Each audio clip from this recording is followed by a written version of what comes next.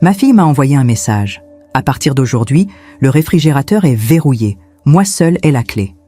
J'ai répondu « Qu'est-ce qui se passe, bon sang ?» Elle a simplement dit « Maintenant, tu dois payer pour la nourriture. » Et elle n'a plus rien dit. Tremblante, j'ai pris mon sac et j'ai pensé « Alors, elle ne se souciera pas de ce qui va arriver. » 48 heures plus tard. Bonjour à tous. Je m'appelle Isabelle. J'ai 62 ans. Et aujourd'hui, je vais vous raconter l'histoire la plus douloureuse et la plus libératrice de ma vie. Si cette histoire vous touche, n'hésitez pas à vous abonner à la chaîne, à laisser un like et à commenter d'où vous nous écoutez. Votre soutien compte énormément. Merci. Maintenant, laissez-moi vous raconter. Le téléphone a vibré dans ma poche. J'étais assise sur ce canapé usé où je dormais depuis 8 mois. Le tissu sentait la poussière et la défaite. Mes mains tremblaient en déverrouillant l'écran. Le message de Margot était là, froid, comme une lame. À partir d'aujourd'hui, le réfrigérateur est verrouillé. Moi seule ai la clé. Mon cœur s'est arrêté. J'ai relu 3 fois, 4 fois. Les mots ne changeaient pas. J'ai tapé ma réponse avec des doigts engourdis. Qu'est-ce qui se passe, bon sang? La réponse est arrivée presque immédiatement. Maintenant, tu dois payer pour la nourriture. Plus rien. Le silence numérique était assourdissant. J'ai fixé l'écran pendant plusieurs minutes, attendant une explication, une justification, n'importe quoi. Mais rien n'est venu. Ma fille venait de mettre un cadenas sur le réfrigérateur. Dans l'appartement que j'avais acheté avec mes propres économies il y a 18 ans. Dans la maison où j'avais élevé cet enfant. Dans les murs que j'avais peints moi-même. À genoux, un dimanche de printemps ensoleillé quand elle avait 12 ans et qu'elle jouait dans le parc avec ses amis. Je me suis levée lentement. Mes genoux ont craqué. 62 ans, ce n'est pas vieux, mais ce soir-là, je me sentais avoir 100 ans. J'ai marché jusqu'à la cuisine. Le réfrigérateur blanc était là, ordinaire, banal. Mais maintenant, il y avait un cadenas en métal argenté accroché à la poignée. Brillant. Neuf. Intentionnel. J'ai tiré dessus doucement, verrouillé. J'ai laissé ma main retomber. Autour de moi, l'appartement respirait l'indifférence. La table où nous avions pris 1000 petits déjeuners. Le mur où j'avais accroché ces dessins d'enfants. La fenêtre donnant sur la rue Moncey, avec vue sur les toits de tuiles rouges du quartier Guillotière. Tout était là, tout était pareil. Mais tout avait changé. Je suis retournée au canapé. Mon sac en cuir marron était posé par terre, à côté de l'oreiller fin que Margot m'avait donné sans un mot il y a des mois. J'ai pris le sac. Je l'ai ouvert. Mon portefeuille, mes papiers, ma carte d'identité avec cette photo où je souriais encore, mon permis de conduire, le petit carnet où j'écrivais mes pensées quand l'insomnie me prenait la nuit. Et soudain, quelque chose s'est brisé en moi, pas avec bruit, pas avec larmes. Quelque chose de silencieux et de définitif, comme une corde qui cède après avoir porté trop de poids pendant trop longtemps. Alors, elle ne se souciera pas de ce qui va arriver. J'ai murmuré ces mots à voix haute. Ma voix était étrangement calme. J'ai regardé autour de moi une dernière fois. La chambre de Margot, porte fermée, lumière éteinte. Elle était sortie avec des amis. Elle ne rentrerait probablement pas avant minuit. Elle ne remarquerait même pas mon absence avant demain matin. Si elle la remarquait. J'ai pris mon téléphone. J'ai cherché dans mes contacts. Maître François Bernard, l'avocat qui m'avait aidé lors de l'achat de cet appartement. Un homme sérieux, compétent, discret. Je n'avais pas parlé avec lui depuis des années. Mon doigt a hésité au-dessus du numéro. Puis, j'ai appuyé. Ça a sonné 3 fois. Allô? Maître Bernard? C'est Isabelle Renaud? Madame Renaud, quelle surprise! Comment allez-vous? Sa voix était chaleureuse, professionnelle. J'ai fermé les yeux. Pas très bien, maître. J'ai besoin de votre aide. C'est urgent. Je vous écoute. J'ai respiré profondément. Les mots sont sortis, clairs, froids, déterminés. Je veux émettre un ordre d'expulsion immédiat. L'appartement rue Moncey 47 est à mon nom. Ma fille y habite, elle. Elle ne peut plus y rester. Silence à l'autre bout, long, pesant. Madame Renaud, c'est votre fille. Vous êtes certaine? Absolue. Elle vient de mettre un cadenas sur le réfrigérateur. Elle me demande de payer pour manger, dans ma propre maison. Un soupir. Je comprends. C'est regrettable. Très bien. Je vais préparer les documents. Voulez-vous que je m'occupe également des autres biens enregistrés à votre nom? Quel bien? Le véhicule Renault Clio. Il est toujours enregistré à votre nom d'après mes archives. Mon cœur a battu plus fort. Oui, reprenez-le. Et les paiements automatiques? Je vois que vous effectuez des virements mensuels sur son compte. J'avais oublié. Les 750 € que je transférais chaque mois discrètement. L'assurance de sa voiture, son abonnement téléphonique. Tout ce que je payais en silence, pensant que c'était mon devoir de mère. Annulez tout. Absolument tout. Très bien, madame. Les documents seront prêts demain matin. Je peux les livrer personnellement? S'il vous plaît. Considérez que c'est fait. Et madame? Oui? Prenez soin de vous. J'ai raccroché. Mes mains ne tremblaient plus. J'ai regardé l'heure. 20h30. J'ai pris ma petite valise dans le placard du couloir. J'y ai mis quelques vêtements, une brosse à dents, mon livre.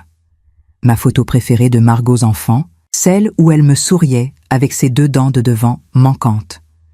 J'ai écrit un message sur un bout de papier. Je l'ai laissé sur la table de la cuisine. Je suis partie. Ne me cherche pas. Puis j'ai ouvert la porte. Le couloir était sombre. J'ai fermé derrière moi sans faire de bruit.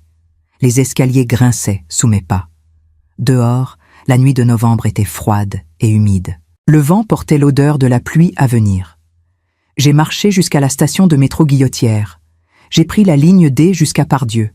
J'ai réservé une chambre d'hôtel sur mon téléphone pendant le trajet. Hôtel Ibis Styles. 68 € la nuit. Disponible immédiatement. À 22h15, j'étais assise sur un lit d'hôtel étroit dans une chambre impersonnelle qui sentait le détergent industriel. La fenêtre donnait sur une rue bruyante. Des phares de voiture balayaient le plafond par intermittence. J'ai éteint mon téléphone complètement. Et pour la première fois depuis 8 mois, j'ai dormi d'un sommeil profond, sans culpabilité, sans peur, sans ce poids écrasant sur la poitrine. Demain, tout allait changer. Le matin du 19 novembre 2024, je me suis réveillée dans ce lit d'hôtel avec une sensation étrange. Pas de culpabilité, pas de regret, juste une clarté froide et nette, comme après une fièvre qui tombe enfin. J'ai pris une douche longue, brûlante. L'eau a coulé sur mon visage pendant de longues minutes. J'ai regardé mon reflet dans le miroir embué. Mes cheveux gris étaient en désordre. Mes yeux cernés racontaient des mois de nuit sur ce canapé inconfortable. Mais il y avait quelque chose de nouveau dans mon regard, une étincelle, une décision. J'ai commandé un café au lait et 2 croissants au service de chambre, un luxe que je ne m'étais pas permis depuis des années. Le plateau est arrivé à 8h30. J'ai mangé lentement, assise près de la fenêtre, regardant les gens pressés dans la rue en contrebas. Ils allaient au travail, à leur rendez-vous, à leur vie.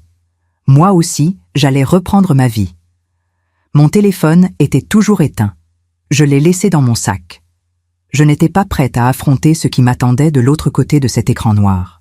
Pas encore. À 10h, j'ai quitté l'hôtel. Le ciel de Lyon était gris perle, typique de novembre. L'air sentait l'humidité et les feuilles mortes. J'ai marché jusqu'à un café près de la gare Pardieu. J'ai commandé un autre café. J'ai ouvert mon carnet. J'ai commencé à écrire. Pas des plaintes, pas des reproches, juste des faits. Une chronologie de ces 8 derniers mois. Mars 2024. J'avais perdu mon emploi de gestionnaire administrative après 28 ans de service. Restructuration. Économie budgétaire. Il m'avait offert une indemnité dérisoire et des excuses polies. À 62 ans, personne ne voulait m'embaucher. J'étais trop vieille pour recommencer, trop jeune pour la retraite. Mes économies fondaient rapidement. Le loyer de mon petit studio devenait impossible à payer.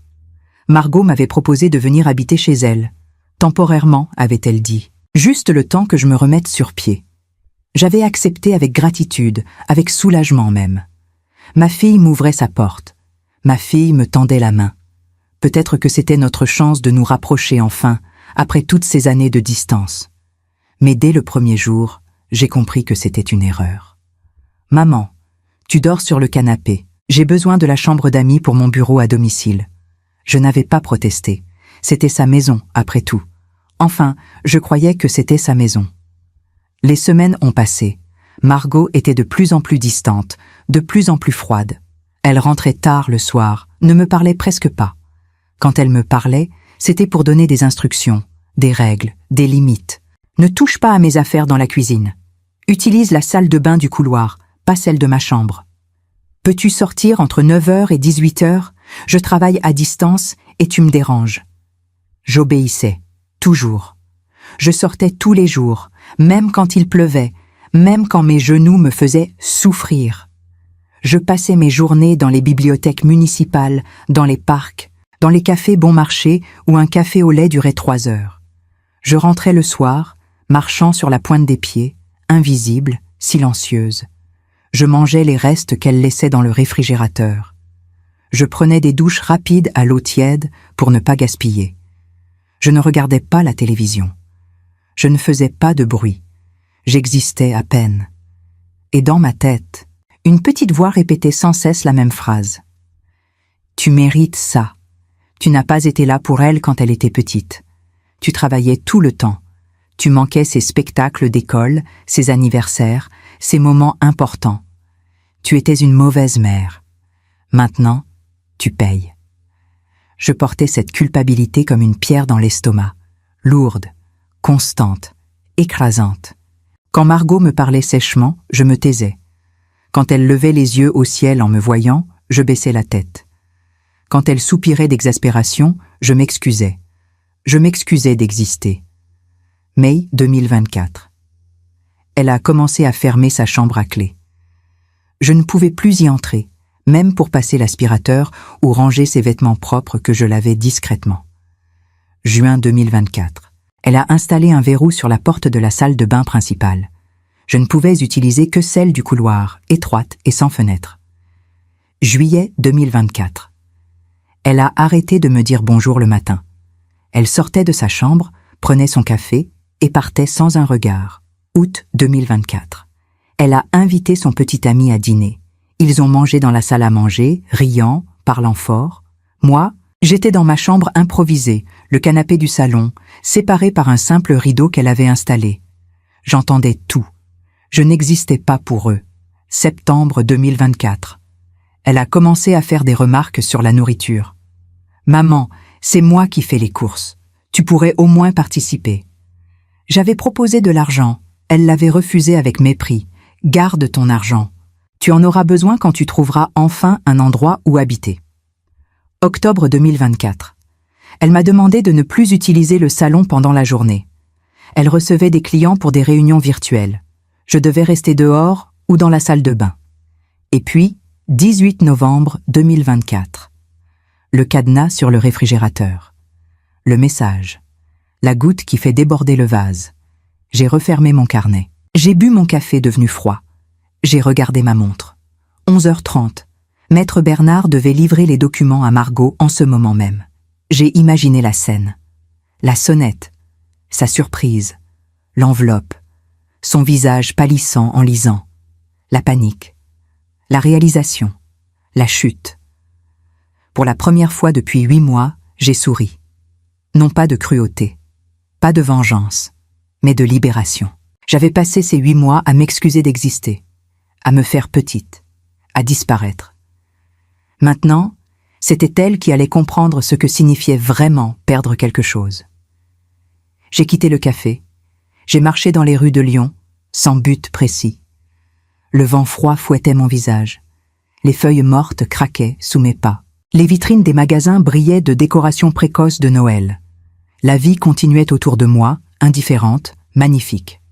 À 14h, je suis entrée dans une agence de voyage sur la place Bellecour. Une jeune femme blonde m'a accueillie avec un sourire professionnel. « Bonjour madame, comment puis-je vous aider ?»« Je voudrais réserver un voyage. Départ dans 3 jours. Destination Dubaï. » Elle a cligné des yeux, surprise. « Dubaï ? Bien sûr. Pour combien de personnes ? » ?»« Juste moi. »« Très bien. Quelle durée ? » ?»« 1 semaine. Je veux voir les gratte-ciel, le désert, tout. » Elle a tapé sur son clavier, consultait des options, me montrait des photos brillantes d'hôtels luxueux, de plages dorées, de centres commerciaux immenses. J'ai un forfait intéressant. Vol avec Emirates, hôtel 4 étoiles près du Dubai Mall, excursion incluse. 1850 € pour 7 jours. J'ai sorti ma carte bancaire sans hésiter. Je prends. Pendant 28 ans, j'avais économisé chaque euro. Pendant 28 ans, j'avais sacrifié mes rêves pour l'avenir de Margot. Ses études, son appartement, sa voiture, sa vie confortable. Maintenant, j'allais vivre pour moi. La réservation était confirmée. Départ, le 22 novembre. Retour, le 29 novembre. J'ai quitté l'agence avec mes documents de voyage dans mon sac. Le soleil perçait timidement à travers les nuages. Lyon était belle, soudainement. Les façades ocre, les pavés brillants, les terrasses de café où les gens riaient. J'ai allumé mon téléphone. Les notifications ont explosé comme des feux d'artifice. 47 appels manqués.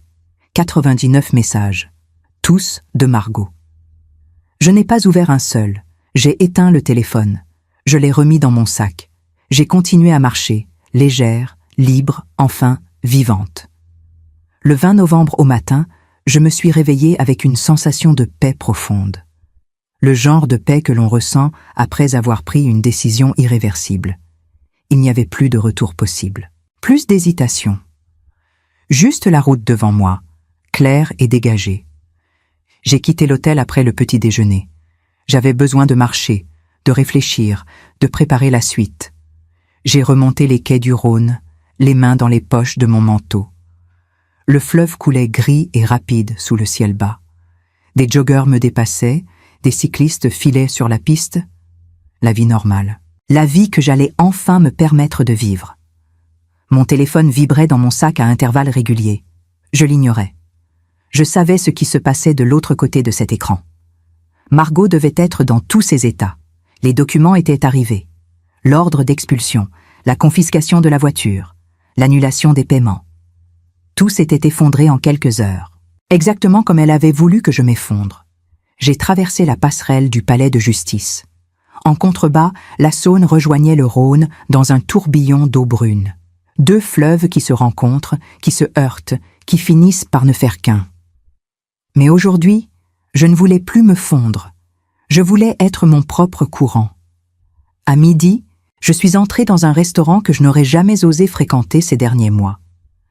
Le Bouchon des Filles, une institution lyonnaise. J'ai commandé une quenelle de brochet, une salade lyonnaise, un verre de Côte-du-Rhône. J'ai mangé lentement, savourant chaque bouchée, chaque gorgée. La serveuse souriait, les autres clients bavardaient joyeusement. Personne ne me regardait avec mépris. Personne ne soupirait à ma vue. J'existais, simplement, normalement. L'addition était de 32 €. J'ai payé sans sourciller. Pendant des mois, je m'étais contentée de sandwichs à 2 €, de fruits brunis, de restes trouvés dans le réfrigérateur de Margot. Aujourd'hui, je m'offrais un vrai repas. Et c'était délicieux. En sortant du restaurant, j'ai rallumé mon téléphone. Une erreur, peut-être. Mais je voulais savoir. Je voulais mesurer l'ampleur de ce que j'avais déclenché. 123 appels manqués. 156 messages. Tous de Margot. J'ai ouvert les messages, juste pour lire les premiers mots, sans ouvrir les conversations complètes. « Maman, où es-tu ? Réponds-moi, c'est urgent. Il y a un avocat qui est venu. Maman, je comprends pas. Ils ont pris ma voiture. Maman, réponds. S'il te plaît, j'ai besoin de toi. Je suis désolée, ok, je suis désolée. Réponds, bon sang. » J'ai refermé l'application. Mon cœur battait vite, mais pas de culpabilité. Pas cette fois. Elle était désolée maintenant qu'elle avait tout perdu. Pas quand elle me mettait dehors de chez moi. Pas quand elle installait ce cadenas. Pas quand elle me traitait comme un fardeau encombrant. Petite pause, mes amis. Si vous aimez cette histoire et que vous voulez connaître la suite, n'oubliez pas de vous abonner à la chaîne et de laisser un like. Ça m'aide énormément. Merci de votre soutien. Continuons. J'ai éteint le téléphone à nouveau. J'ai marché jusqu'à un petit parc près de la Part-Dieu. Je me suis assise sur un banc face à un bassin où des canards nageaient tranquillement. Le soleil perçait enfin entre les nuages. Des enfants jouaient sur les balançoires. Leur rire résonnait dans l'air froid. J'ai pensé à Margot enfant, à ses cheveux blonds en queue de cheval, à son rire cristallin, à la façon dont elle me serrait dans ses bras en rentrant de l'école, à ses dessins qu'elle me tendait fièrement. « Regarde maman, c'est toi et moi. » Quand avait-elle cessé de me regarder avec amour? Quand avais-je cessé d'être sa maman pour devenir un poids, une gêne, une erreur? Je savais quand. Je le savais parfaitement. C'était progressif, année après année. Chaque spectacle manqué, chaque anniversaire oublié. Chaque soirée où je rentrais épuisée du travail et où je n'avais pas la force de l'écouter raconter sa journée. Chaque fois où je disais « Pas maintenant, chérie, maman est fatiguée ». À 12 ans, elle avait arrêté de me demander de l'attention. À 15 ans, elle me regardait avec reproche. À 18 ans, elle était partie étudier à Paris sans se retourner. Et quand elle était revenue à Lyon 5 ans plus tard, nous étions devenus des étrangères polies qui partageaient un nom de famille. J'avais essayé de me racheter. J'avais payé ses études. Je lui avais acheté une voiture. J'avais versé la compte pour cet appartement, celui qu'elle croyait avoir acheté seule. Je payais ses factures discrètement. Je faisais tout pour compenser mes absences passées. Mais l'argent ne remplace pas la présence. Les cadeaux ne remplacent pas l'amour. Et la culpabilité ne remplace pas le respect. Margot m'en voulait. Je le comprenais. Mais son ressentiment s'était transformé en cruauté. Et la cruauté, même née de la douleur, reste de la cruauté. Un enfant courait vers les canards avec du pain. Sa mère le suivait en riant, lui disant de ne pas tomber dans l'eau. L'enfant riait aussi, jetant des miettes aux oiseaux qui se précipitaient en cancanant. La mère s'est accroupie près de lui, l'a enlacé doucement. Doucement, mon cœur. Comme ça, regarde. J'ai détourné le regard. Les larmes brûlaient de mes yeux. Pas de tristesse. De regret peut-être. Du regret pour toutes les fois où je n'avais pas été cette mère. Pour toutes les fois où j'avais choisi le travail, les responsabilités, les obligations. Mais je ne pouvais pas changer le passé. Je ne pouvais que changer l'avenir. À 17 heures, je suis retournée à l'hôtel. En passant devant la réception, l'employé m'a souri. « Madame Renaud, vous avez prolongé votre séjour ?»« Oui, jusqu'au 22 novembre. »« Parfait. Passez une bonne soirée. » Dans ma chambre, j'ai ouvert mon ordinateur portable. J'ai cherché des appartements à louer. Quelque chose de petit, de simple, mais à moi. Vraiment à moi. J'ai trouvé un studio à Croix-Rousse, quartier charmant avec ses ruelles pavées et ses traboules historiques. 550 € par mois. Disponible début décembre. J'ai envoyé un email au propriétaire. Je suis intéressée. Pouvons-nous organiser une visite? La réponse est arrivée 20 minutes plus tard. Bien sûr, madame, demain 14 heures. Parfait. J'ai refermé l'ordinateur. J'ai regardé par la fenêtre. La nuit tombait sur Lyon. Les réverbères s'allumaient un par un. Les voitures circulaient, phares allumés. Le monde continuait de tourner. Mon téléphone vibrait toujours. Encore et encore. Margot n'abandonnait pas. Mais moi non plus. J'ai pris une longue douche chaude. J'ai mis mon pyjama propre. Je me suis glissée sous les draps de l'hôtel, croustillant et impersonnel. J'ai fermé les yeux. Demain, je visiterai mon futur appartement. Après-demain, je partirai pour Dubaï. Je verrai le Burj Khalifa s'élever vers le ciel. Je marcherai dans le désert au coucher du soleil. Je mangerai des dattes fraîches et du houmous authentique. Je vivrai. Et Margot apprendrait ce que signifie perdre, apprendrait ce que signifie être seule, apprendrait, peut-être, ce que j'avais ressenti ces 8 derniers mois. Le cadenas sur le réfrigérateur avait été la clé de ma libération. Ironique, n'est-ce pas? Le 21 novembre, le ciel de Lyon était d'un bleu parfait, presque cruel dans sa beauté. J'ai pris le métro jusqu'à Croix-Rousse, ce quartier perché sur la colline où les artistes et les artisans vivent depuis des siècles. Les rues montaient en pente raide, pavées de pierres usées par le temps. Les façades ocre et rose respiraient l'histoire. C'était un monde différent de l'appartement étouffant de Margot. Le propriétaire m'attendait devant un immeuble étroit du 19e siècle. Monsieur Garnier, la soixantaine, cheveux gris soigneusement coiffés, lunettes rondes, il m'a serré la main avec chaleur.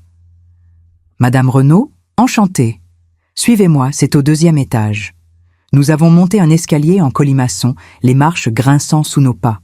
L'odeur de vieux bois et de cire flottait dans l'air. Au 2e palier, il a ouvert une porte bleue délavée. Voilà, c'est petit, mais lumineux. J'ai franchi le seuil et mon cœur s'est arrêté.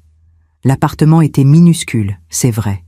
Une seule pièce avec une kitchenette dans un coin, une salle de bain étroite, une fenêtre haute qui donnait sur les toits de Lyon. Mais la lumière entrait à flot.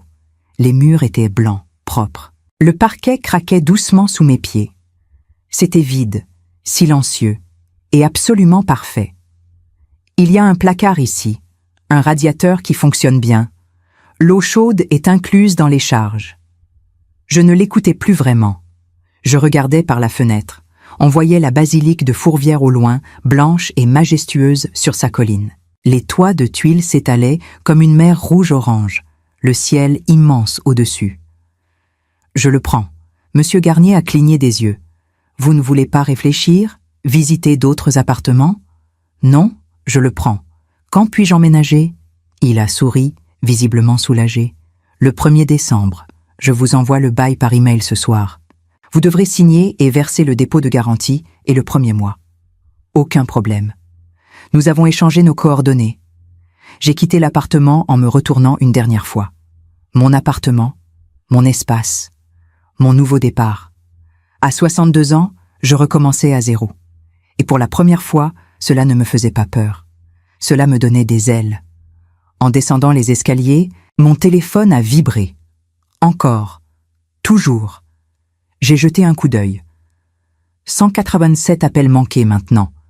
203 messages. Margot avait dû perdre la tête.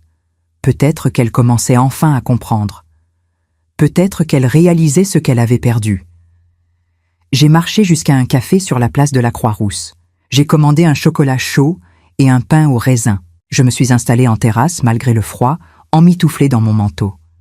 Les gens passaient, des enfants couraient, des commerçants installaient leurs étals pour le petit marché hebdomadaire. J'ai ouvert mon ordinateur. J'ai relu mes documents de voyage pour Dubaï, départ demain matin, 8h15, vol direct avec Emirates. Arrivée à 17h30, heure locale. 7 jours de liberté absolue. 7 jours où personne ne me dirait où aller, quoi faire, comment exister. Mon téléphone a sonné. Pas un message cette fois. Un appel. Margot. Son nom clignotait sur l'écran. Mon doigt a plané au-dessus du bouton rouge. Décrocher? Écouter ce qu'elle avait à dire? Lui donner une chance de s'expliquer? Non. Pas encore. J'ai décliné l'appel. J'ai bloqué son numéro temporairement. Le silence qui a suivi était assourdissant. Mon téléphone ne vibrait plus. Plus de notifications, plus de supplications, plus de panique de l'autre côté. J'ai bu mon chocolat chaud lentement. Le sucre et le cacao réchauffaient dans ma gorge. Autour de moi, la vie continuait, indifférente, magnifique. Un couple âgé marchait main dans la main. Une jeune femme poussait un landau en parlant au téléphone. Un homme promenait 3 chiens qui tiraient dans tous les sens. Des vies normales, des vies simples. Des vies que j'avais oubliées existaient.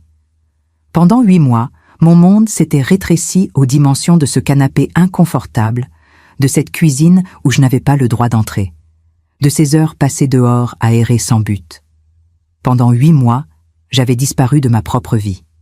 Maintenant, je revenais, lentement, prudemment, mais je revenais. À 16 heures, je suis retourné à l'hôtel. J'ai fait ma valise pour Dubaï. Vêtements légers, crème solaire, appareil photo, mon livre préféré que je n'avais jamais eu le temps de finir. J'ai relu mon itinéraire. Premier jour, visite du Burj Khalifa et du Dubai Mall. Deuxième jour, safari dans le désert. Troisième jour, plage et détente. Le reste, improvisation totale. Le soir, j'ai commandé un room service. Poulet rôti, légumes grillés, une part de tarte aux pommes. J'ai mangé dans mon lit en regardant un film à la télévision. Un film stupide, romantique, prévisible. Mais j'ai ri. J'ai ri pour la première fois depuis des mois. À 22 heures, j'ai éteint la lumière. Demain serait un nouveau jour. Demain, je m'envolerai littéralement vers une nouvelle vie. Mais avant de m'endormir, j'ai débloqué le numéro de Margot. J'ai ouvert les messages sans les lire en détail. Juste les aperçus. Juste pour sentir le poids de ce que j'avais fait. « Maman, je t'en supplie, où est-ce que je vais dormir? Sophie me laisse rester chez elle, mais je ne savais pas que tu payais tout. Je pensais que, s'il te plaît, parle-moi. J'ai besoin de toi. Je suis désolée. Maman. J'ai refermé l'application. J'ai posé le téléphone sur la table de nuit. Dans le noir, j'ai fixé le plafond. Les phares des voitures dessinaient des ombres mouvantes. Margot avait besoin de moi maintenant. Maintenant qu'elle n'avait plus rien. Mais où était-elle quand moi, j'avais besoin d'elle? Quand je dormais sur son canapé, invisible, inexistante. Quand je mangeais des restes comme un chien affamé. Quand je passais mes journées dehors par tous les temps pour ne pas la déranger, elle n'avait pas eu besoin de moi alors. Elle avait eu besoin que je disparaisse. Alors maintenant, c'était mon tour de ne pas être là. Mon tour de la laisser se débrouiller seule. Mon tour de lui apprendre que les actions ont des conséquences. Que la cruauté se paie. Que l'amour d'une mère n'est pas infini, pas inconditionnel, pas éternel quand on le piétine assez longtemps. Le cadenas sur le réfrigérateur avait été son erreur fatale. Le symbole parfait de son mépris. Elle m'avait littéralement enfermée hors de la nourriture, hors de la vie, hors de son monde. Maintenant, c'était elle qui était enfermée dehors. Dehors de mon cœur, dehors de mon pardon, dehors de ma vie. Et les clés, cette fois, j'étais la seule à les posséder. Je me suis endormie avec cette pensée. Pas de culpabilité, pas de regret. Juste une paix froide et claire, comme de l'eau de source. Demain, Dubaï. Demain, la liberté. Demain, ma vie. Le 22 novembre au matin, je me suis réveillée à 5h30 sans avoir besoin de réveil. Mon corps savait. C'était le jour du départ. Le jour où je quitterais Lyon, la France, Margot, tout ce poids écrasant qui m'avait empêché de respirer pendant des mois. J'ai pris une douche rapide, enfilé des vêtements confortables pour le voyage. Jean noir, pull gris, basket. J'ai vérifié une dernière fois ma valise, passeport, billets d'avion, carte bancaire, médicaments. Tout était là.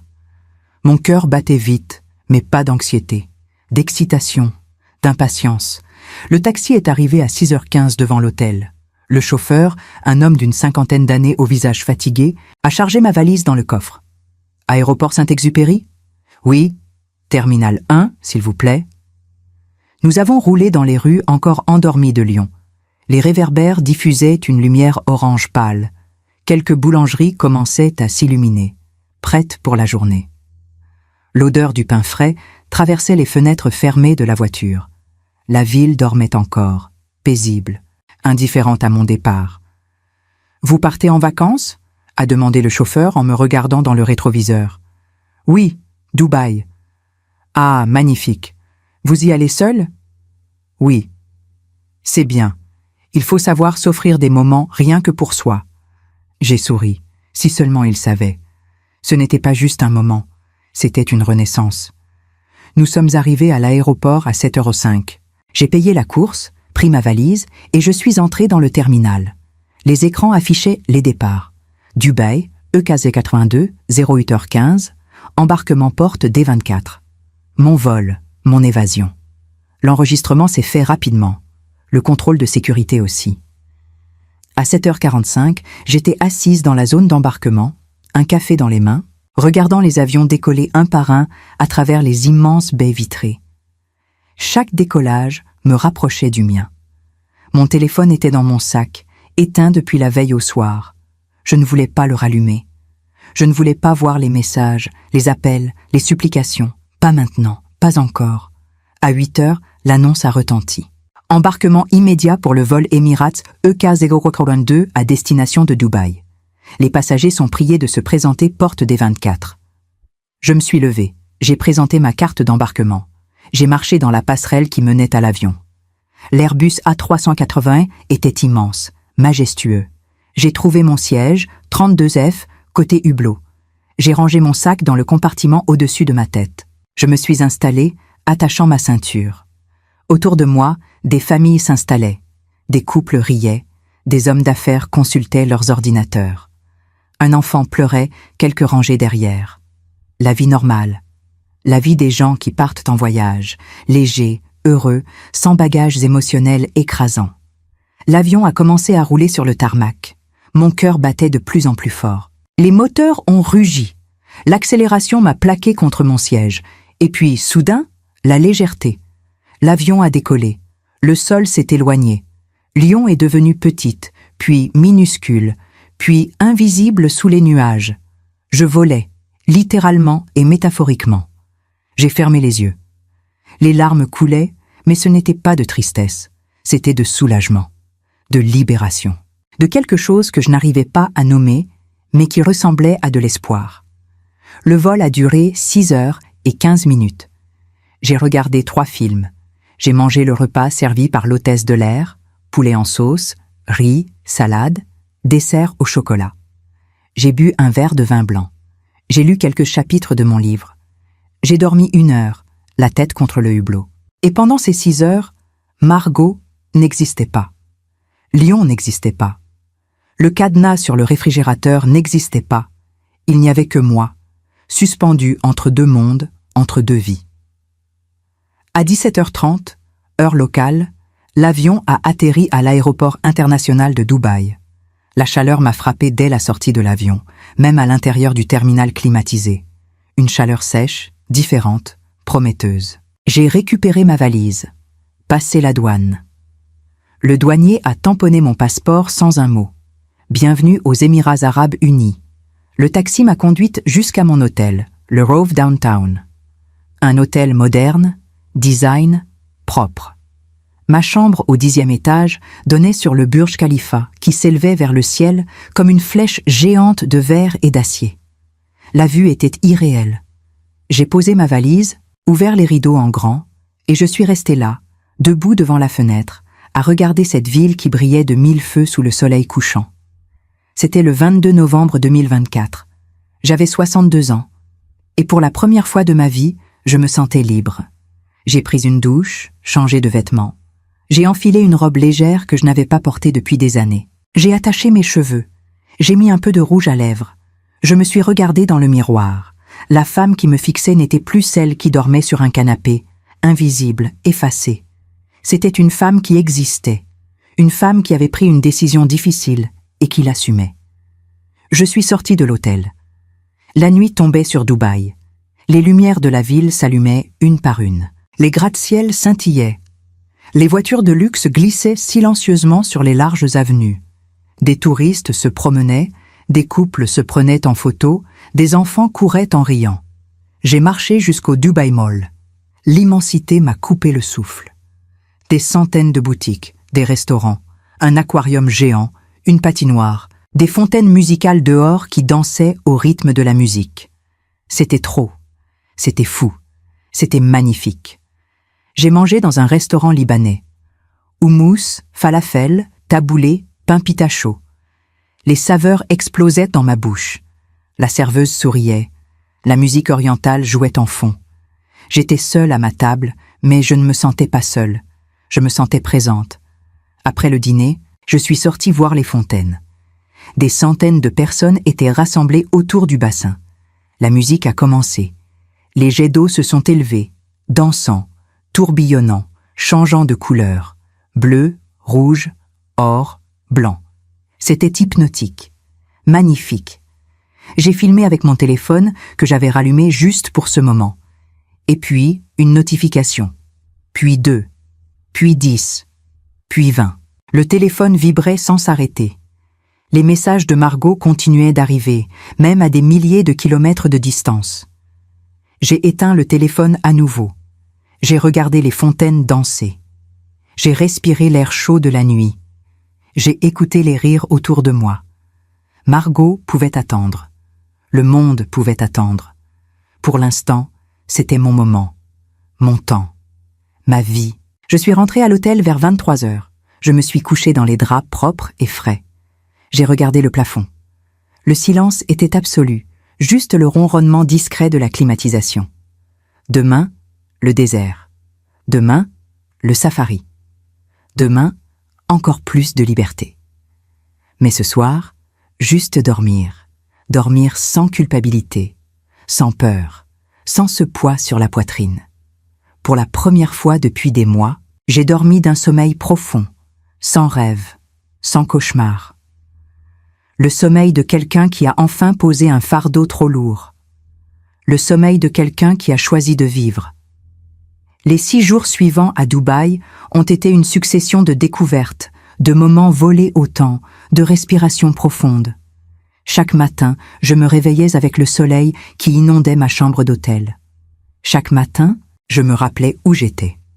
Et chaque matin, je souriais. Le 23 novembre, j'ai fait le safari dans le désert. Un 4x4 est venu me chercher à l'hôtel à 15 heures. Nous étions 6 touristes.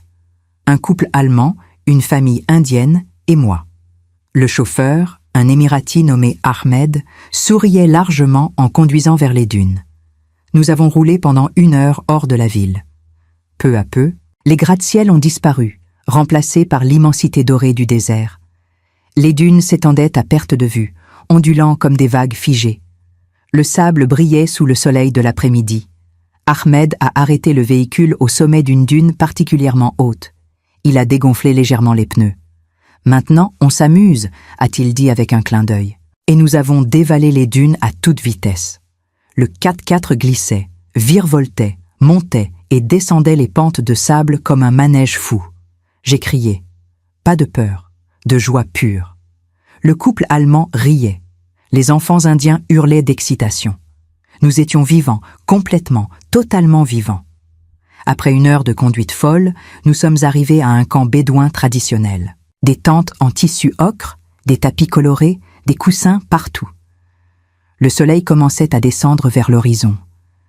Le ciel prenait des teintes oranges, roses, violets. On nous a servi du thé à la menthe et des dattes fraîches. J'ai fait un tour à dos de chameau. L'animal sentait fort, marchait lentement, se balançant d'un côté à l'autre. Mais du haut de sa bosse, la vue sur le désert était à couper le souffle. Le silence était absolu. Juste le vent qui sifflait doucement sur les dunes. Le soir, nous avons mangé un barbecue sous les étoiles. Agneau grillé, riz aux épices, salade, pain plat. La nourriture était simple mais délicieuse. Un danseur a fait un spectacle de danse du ventre. Les flammes du feu éclairaient nos visages. La musique orientale résonnait dans la nuit.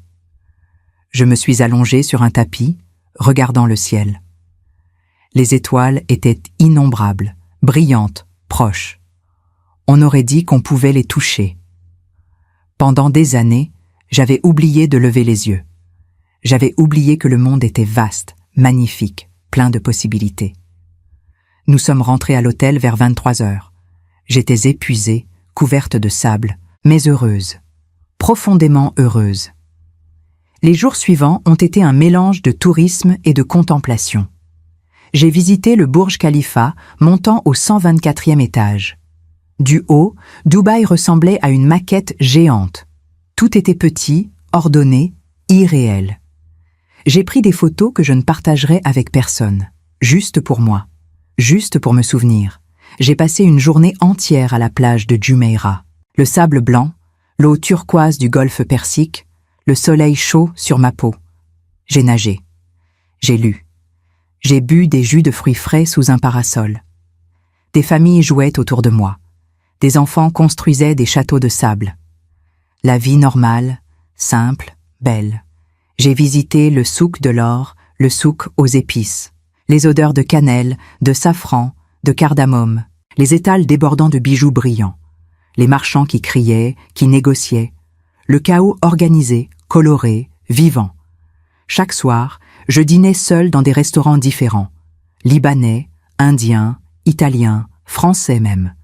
Je commandais ce que je voulais. Je prenais mon temps. Personne ne soupirait en me voyant. Personne ne me faisait sentir que j'étais de trop. Et mon téléphone restait éteint. Chaque fois que je pensais l'allumer, je me rappelais le cadenas sur le réfrigérateur, le message froid, les 8 mois de mépris. Et je le remettais dans mon sac, éteint, silencieux. Le 28 novembre, mon avant-dernier jour, j'ai visité la mosquée Sheikh Zayed à Abu Dhabi. J'ai loué une voiture et conduit 2 heures à travers le désert. La mosquée était d'une beauté irréelle, blanche, immense, avec des dômes dorés qui brillaient sous le soleil. À l'intérieur, les tapis étaient d'une richesse incroyable. Les lustres en cristal pesèrent des tonnes. Tout respirait la sérénité, la paix. Je me suis assise dans un coin, respectant le silence du lieu. Des touristes passaient, prenant des photos, mais moi, je ne faisais rien. Je respirais, j'existais, je me retrouvais. Une femme âgée, voilée, s'est assise à côté de moi. Elle m'a souri doucement. « Première visite ?» a-t-elle demandé en anglais avec un fort accent. « Oui. »« C'est beau, n'est-ce pas ? Magnifique. » Elle a hoché la tête. Parfois, on a besoin de beauté pour guérir. Je l'ai regardée, surprise. Comment pouvait-elle savoir ? Elle a posé sa main ridée sur la mienne. Je vois dans vos yeux. Vous avez été blessé, mais vous êtes ici. Vous guérissez. Les larmes me sont montées aux yeux. J'ai hoché la tête, incapable de parler. Elle a serré ma main doucement. Prenez votre temps. La guérison ne se précipite pas. Puis elle s'est levée et est partie, disparaissant dans la foule des visiteurs. Je ne l'ai jamais revue, mais ses mots sont restés avec moi. Le 29 novembre, jour de mon départ, je me suis réveillée tôt. J'ai fait ma valise lentement, soigneusement. J'ai pris une dernière douche. J'ai regardé une dernière fois par la fenêtre le Burj Khalifa qui se dressait dans le ciel matinal. 7 jours. 7 jours loin de Lyon, loin de Margot, loin de cette vie étouffante. 7 jours à respirer, à exister, à me retrouver. Mais maintenant, il fallait rentrer, affronter ce que j'avais laissé derrière, finir ce que j'avais commencé. L'avion a décollé à 9h30. J'ai regardé Dubaï rétrécir sous mes yeux. Les gratte-ciels, le désert, la mer. Tout devenait petit, puis invisible. Pendant le vol de retour, j'ai enfin rallumé mon téléphone. Les notifications ont explosé. 312 appels manqués, 428 messages, tous de Margot. J'ai respiré profondément. J'ai ouvert les messages, juste pour lire les derniers. « Maman, je t'en supplie, rentre. Où es-tu? Sophie ne peut plus m'héberger. J'ai nulle part où aller. Je dors sur son canapé, mais elle dit que je dois partir. Je comprends maintenant. Je comprends ce que j'ai fait. S'il te plaît, maman, donne-moi une chance. » J'ai fermé les messages. J'ai regardé par le hublot. Les nuages défilaient, blancs, infinis. Mon cœur était calme. Pas de culpabilité, pas de précipitation, juste une résolution claire. Margot aurait sa chance, mais pas tout de suite, pas comme elle l'espérait. Elle devrait apprendre d'abord, comprendre vraiment, pas juste avec des mots, avec des actes. L'avion a atterri à Lyon à 15h45. J'ai récupéré ma valise. Je suis sortie de l'aéroport dans l'air froid de novembre français. Le contraste avec la chaleur de Dubaï était saisissant. J'ai pris un taxi jusqu'à mon hôtel. Demain, je rencontrerai Margot. Demain, nous aurions cette conversation. Demain, elle recevrait le cadenas sans clé. Mais ce soir, je dormirai encore une nuit dans ma paix nouvelle, dans ma liberté fragile mais réelle. Ce soir, j'étais encore juste Isabelle, pas la mère, pas la victime, juste moi. Le 30 novembre au matin, je me suis réveillée avec un nœud dans l'estomac. Aujourd'hui, j'allais revoir Margot. Aujourd'hui, j'allais lui parler pour la première fois depuis 12 jours. 12 jours qui m'avaient transformée, qui m'avaient rendue plus forte, mais qui m'avaient aussi laissé une cicatrice encore sensible. J'ai pris mon temps pour me préparer. Douche longue, vêtements soignés, un pantalon noir, un pull en cachemire gris, mon manteau de laine. J'ai attaché mes cheveux en chignon. J'ai mis un peu de maquillage. Je voulais avoir l'air forte, digne, maîtresse de moi-même. À 10h, j'ai envoyé un message à Margot, le premier depuis le cadenas. On se voit aujourd'hui. 14h, café comptoir Abel, Vieux-Lyon. Ne sois pas en retard. La réponse est arrivée en moins de 30 secondes. Oui, maman, merci, je serai là, promis. J'ai éteint le téléphone. J'avais 4 heures devant moi. J'ai quitté l'hôtel et je suis allée me promener dans les rues de Lyon. Le ciel était gris, typique de fin novembre. Les décorations de Noël commençaient à apparaître dans les vitrines. Des guirlandes lumineuses, des sapins artificiels, des étoiles dorées. Le monde se préparait aux fêtes pendant que moi, je me préparais à une confrontation. J'ai marché le long de la Saône. Les péniches étaient amarrées le long des quais. L'eau coulait lentement, grise et froide. Quelques joggeurs couraient, malgré le froid. La vie normale continuait autour de moi, indifférente à mon drame personnel. À 13h30, j'ai pris le métro jusqu'au Vieux Lyon. Le quartier historique avec ses traboules, ses façades Renaissance, ses restaurants traditionnels. J'ai marché jusqu'au Café Comptoir Abel, une institution lyonnaise depuis 1928. Boiseries sombres, nappes à carreaux rouges et blancs, ambiance authentique de bouchon lyonnais. Je suis arrivé en avance, j'ai choisi une table dans le fond, près de la fenêtre. J'ai commandé un café.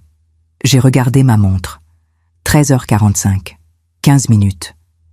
Mon cœur battait vite, mes mains tremblaient légèrement.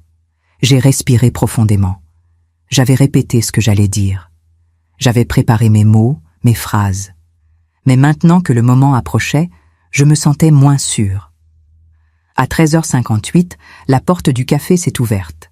Margot est entrée. Je l'ai à peine reconnue. Ses cheveux blonds étaient ternes, mal coiffés. Son visage était pâle, creusé. Des cernes violettes sous ses yeux. Elle portait un jean froissé, un pull qui avait connu des jours meilleurs, une veste trop fine pour la saison. Elle ressemblait à une version diminuée d'elle-même.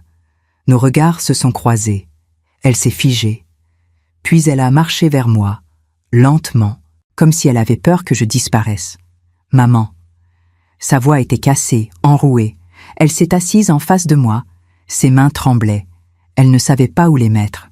« Bonjour Margot !» Ma voix était calme, neutre. Je ne voulais pas montrer d'émotion. Pas encore. « Maman, je suis tellement désolée. Je ne savais pas. Arrête. » Elle s'est tue immédiatement. Ses yeux étaient remplis de larmes. « Laisse-moi parler d'abord. » Elle a hoché la tête, mordant sa lèvre inférieure comme elle le faisait enfant quand elle avait peur. J'ai respiré profondément. Les mots que j'avais répétés sont venus, clairs, précis. Pendant des années, je me suis culpabilisée de ne pas avoir été la mère parfaite. J'ai travaillé trop. J'ai manqué des moments importants de ta vie. Je n'étais pas là quand tu avais besoin de moi. Je le sais. Je l'ai toujours su. Et cette culpabilité, je l'ai portée comme une pierre dans mon cœur. Margot pleurait silencieusement. Les larmes coulaient sur ses joues. Quand tu m'as proposé de venir vivre chez toi, j'ai cru que c'était une chance. Une chance de me racheter. Une chance de te montrer que je t'aimais, que je regrettais. Alors j'ai accepté toutes tes règles, toutes tes humiliations. Je dormais sur le canapé. Je ne pouvais pas utiliser ta salle de bain. Je devais sortir toute la journée pour ne pas te déranger. Je mangeais tes restes. Je vivais comme une invitée indésirable dans ma propre maison. Maman, Non, tais-toi. J'ai dit que je parlais d'abord. Elle s'est tue, la tête baissée. J'ai accepté tout ça parce que je pensais que je le méritais, que c'était ma punition pour avoir été absente. Mais le cadenas sur le réfrigérateur. Ma voix s'est brisée légèrement. J'ai repris.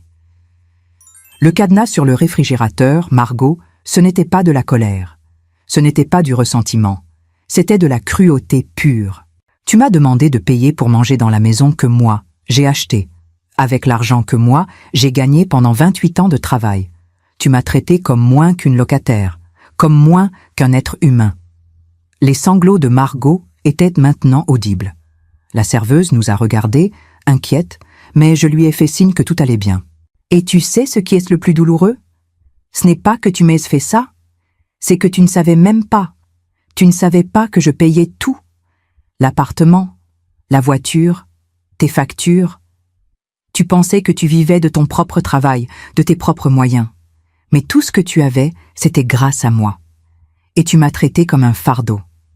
Je suis désolée, a murmuré Margot entre deux sanglots. Je suis tellement désolée, maman. Je ne savais pas. Je pensais que... Que quoi? Que j'étais juste une vieille femme qui profitait de toi? Que je méritais d'être traitée comme ça? Elle a secoué la tête violemment.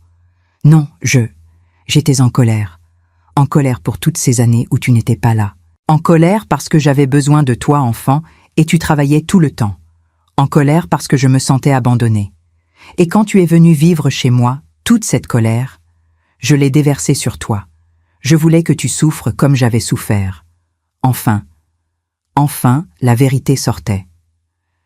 Alors tu as réussi. J'ai dit calmement. J'ai souffert. Énormément. Mais tu sais quoi? Cette souffrance m'a appris quelque chose. Elle a levé les yeux vers moi, rouge, gonflé. Elle m'a appris que l'amour maternel n'est pas infini, qu'il a des limites, qu'on peut aimer quelqu'un profondément et en même temps refuser d'être détruit par cette personne. J'ai sorti de mon sac une petite boîte. Emballage simple, papier brun, ruban blanc. Je l'ai posée sur la table entre nous. Ouvre. Margot a pris la boîte avec des mains tremblantes. Elle a défait le ruban lentement, ouvert le couvercle. À l'intérieur, un cadenas en métal argenté, identique à celui qu'elle avait mis sur le réfrigérateur, mais sans clé. Elle a regardé le cadenas, puis moi, confuse.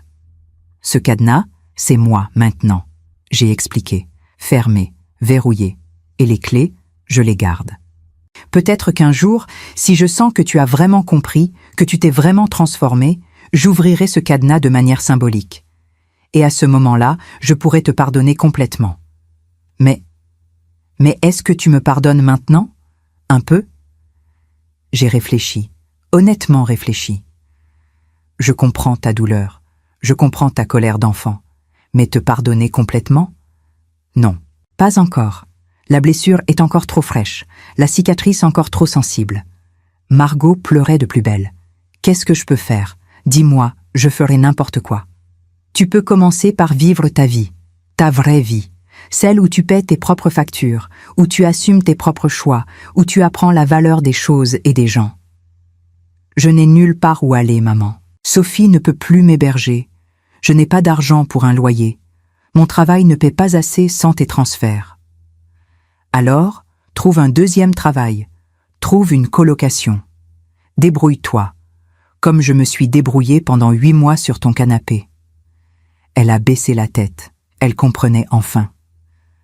Est-ce que je peux te revoir? Peut-être, dans quelques mois, quand tu auras prouvé que tu peux te tenir debout seul. Je me suis levée.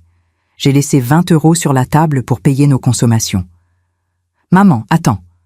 Je me suis retournée. Je t'aime, malgré tout. Je t'aime. Les larmes me sont montées aux yeux. Mais je les ai retenues. Je sais, et je t'aime aussi. Mais l'amour ne suffit pas quand il y a eu autant de douleur. Il faut du temps. Il faut de la guérison. Je suis sortie du café. L'air froid m'a frappée. J'ai marché rapidement, sans me retourner. Les larmes coulaient maintenant librement sur mes joues. Mais ce n'était pas de faiblesse, c'était de force. La force d'avoir dit ce qui devait être dit. La force d'avoir posé mes limites. Le cadenas était entre ses mains maintenant, sans clé, exactement comme elle m'avait laissé, sans accès, sans porte d'entrée. Maintenant, elle comprendrait. Le 1er décembre 2024, je suis entrée dans mon nouvel appartement à Croix-Rousse. Mon appartement, mes clés, mon espace, mes murs blancs qui attendaient d'être décorés, mon parquet qui craquait doucement sous mes pas, ma fenêtre qui donnait sur les toits de Lyon et la basilique de Fourvière au loin. J'ai posé ma valise au milieu de la pièce vide. J'ai ouvert les rideaux en grand. La lumière de décembre, pâle mais présente, inondait l'espace. J'ai respiré profondément. Ça sentait le propre, le neuf, le possible. Les jours suivants ont été consacrés à l'installation. J'ai acheté un lit simple chez Ikea, une petite table, 2 chaises, un canapé d'occasion trouvé sur le Bon Coin, des draps blancs, des serviettes bleues, une lampe de chevet, un tapis, des plantes vertes pour la fenêtre. Rien de luxueux, rien d'extravagant, mais tout était à moi. Vraiment à moi. Chaque soir, je m'asseyais près de la fenêtre avec une tasse de thé. Je regardais Lyon s'illuminer progressivement, les réverbères, les fenêtres des appartements, les phares des voitures, la vie qui continuait, tranquille, normale, belle. Mon téléphone restait silencieux. Margot ne m'avait pas recontacté depuis notre rencontre au café. Je ne savais pas où elle vivait, comment elle se débrouillait, si elle avait trouvé une solution. Une partie de moi voulait savoir, voulait l'aider, mais une partie plus forte savait qu'elle devait faire ce chemin seule. Le 10 décembre, j'ai reçu un email de Maître Bernard. « Madame Renaud, j'espère que vous allez bien. Je vous informe que votre fille a pris contact avec mon cabinet. Elle souhaite savoir si vous accepteriez de lui louer l'appartement de la rue Moncey à un prix raisonnable. Elle dit qu'elle a trouvé un deuxième emploi et qu'elle peut maintenant assumer un loyer modeste. Dois-je lui répondre? Cordialement, Maître François Bernard. J'ai lu l'email 3 fois. Margot voulait louer l'appartement. Mon appartement, celui où elle m'avait humilié pendant 8 mois. Elle voulait y retourner, mais cette fois en payant. J'ai réfléchi pendant 2 jours, puis j'ai répondu. Maître Bernard, dites à ma fille que l'appartement n'est pas disponible pour le moment. Je compte le vendre au printemps, mais je peux lui proposer quelque chose d'autre. Je paierai 3 mois de caution pour qu'elle puisse louer un studio ailleurs, un nouveau départ, dans un nouvel endroit, sans le poids du passé. Cordialement, Isabelle Renaud. 3 jours plus tard, Margot m'a envoyé un message.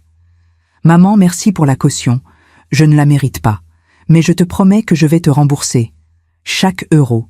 Et je vais te prouver que j'ai changé. Pas avec des mots, avec des actes. Je t'aime. » Je n'ai pas répondu immédiatement. J'ai laissé le message là, non lu pendant plusieurs heures. Puis j'ai tapé une réponse simple. « Je te crois. Prends ton temps. Construis ta vie. On se reverra quand tu seras prête. » Vraiment prête. Le 15 décembre, j'ai reçu une lettre par courrier postal, une vraie lettre, écrite à la main sur du papier à lettres blancs.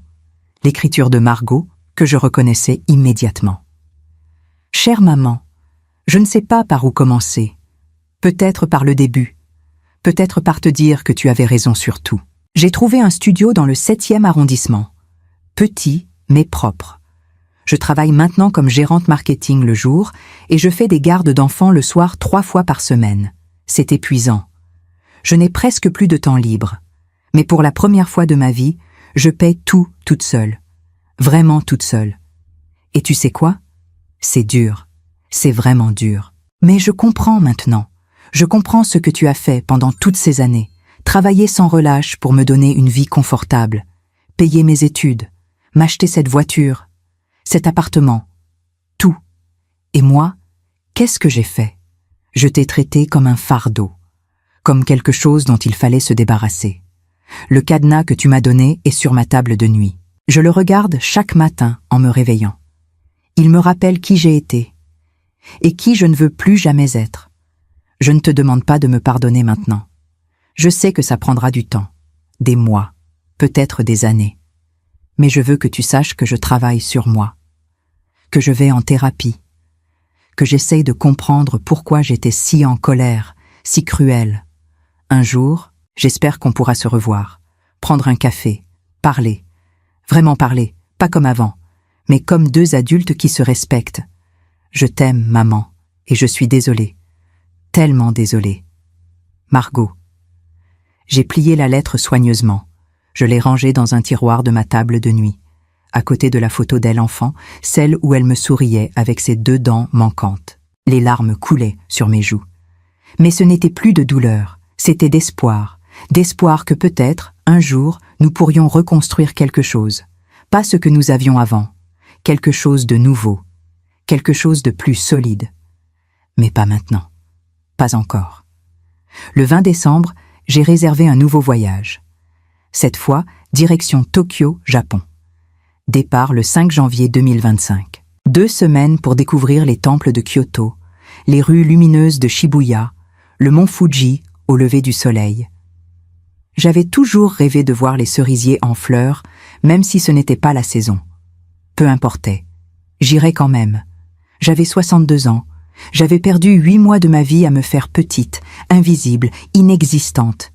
Mais maintenant, j'avais récupéré ma vie, et je comptais bien la vivre pleinement. Le 24 décembre, veille de Noël, j'ai décoré mon petit appartement. Un sapin artificiel trouvé en solde, des guirlandes lumineuses, des bougies parfumées. Rien d'extravagant, mais c'était chaleureux. C'était chez moi. J'ai préparé un dîner simple. Saumon grillé, légumes rôtis, tarte aux pommes. J'ai mis de la musique classique. Je me suis assise à ma petite table, face à la fenêtre où les lumières de Lyon scintillaient dans la nuit froide. J'étais seule. Mais je ne me sentais pas seule. Je me sentais libre. Mon téléphone a vibré. Un message de Margot. « Joyeux Noël, maman. Je pense à toi. J'espère que tu passes une belle soirée. Je t'aime. J'ai regardé le message pendant longtemps, puis j'ai tapé une réponse. Joyeux Noël, Margot. Je pense à toi aussi. Prends soin de toi. Court, simple, mais sincère. J'ai mangé lentement, savourant chaque bouchée. Dehors, les cloches des églises sonnaient minuit. Noël était là. Une nouvelle année approchait. Le 31 décembre, je me suis habillée élégamment. Robe noire, talons, rouge à lèvres. Je suis sortie dîner seule dans un restaurant chic près de la place Bellecour. J'ai commandé du champagne, du foie gras, du homard, un dessert au chocolat décadent. À minuit, j'ai levé mon verre vers la fenêtre, vers Lyon illuminé de feux d'artifice, vers l'année 2025 qui commençait, vers ma nouvelle vie qui continuait.